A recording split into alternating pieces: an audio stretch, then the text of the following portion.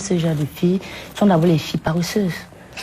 Oui, parce qu'elles doutent d'elles-mêmes d'abord à la base. Moi, je ne doute pas de moi. Je ne sais pas pourquoi j'irais changer mon corps, ou bien mon teint, parce qu'elle veut devenir brune, ou bien je vais me faire...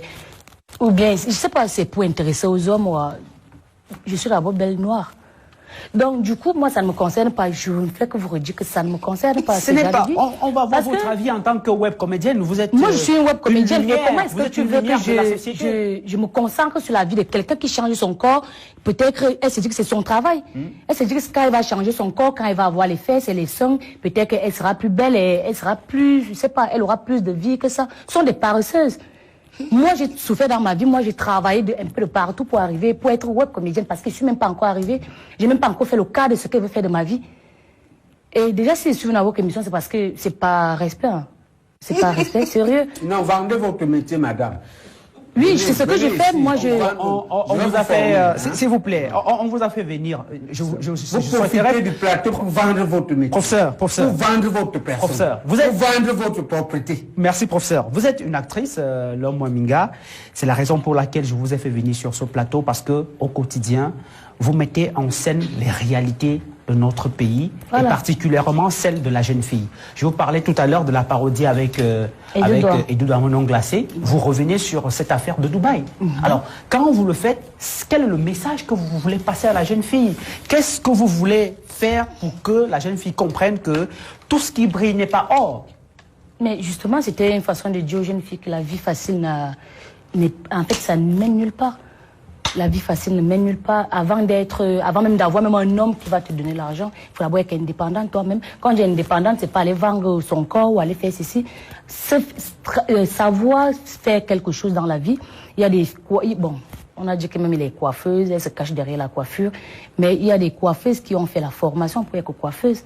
Tu peux faire la formation pour être ta petite coiffeuse et t'en sortir dans ça. Tu ouvres ton petit salon et au fur et à mesure, tu évolues sur ça. Moi, j'ai commencé à voir, j'ai travaillé même dans les snack bars, je vendais la viande au bout en route. Moi, mon métier est venu seul parce que je ne m'attendais même pas. J'ai fait une petite vidéo qui a fait boum, mais je me suis rendu compte que moi, j'avais un talent caché et j'ai décidé de laisser tout ce que je faisais pour me concentrer dessus. Donc, et aujourd'hui, dans le contexte camerounais, est-ce que le web vous fait vivre? Je veux dire, vous êtes une web comédienne. Est-ce que lorsque vous créez des contenus vidéo, vous les publiez sur les réseaux sociaux, cela vous rapporte de l'argent? Non, ça ne rapporte pas.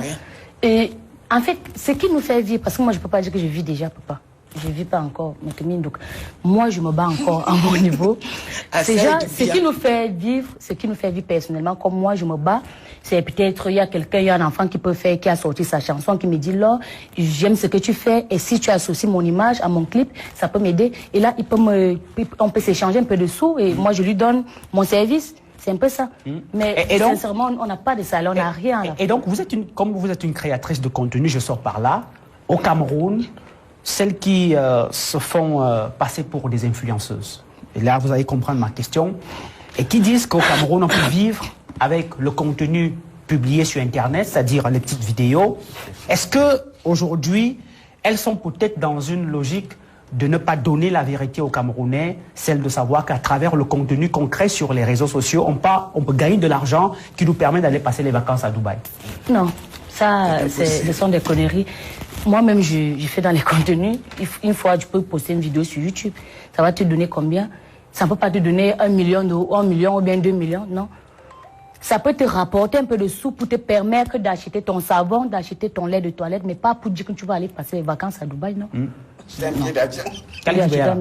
Oui, non, mais je suis tout à fait d'accord avec madame. Parce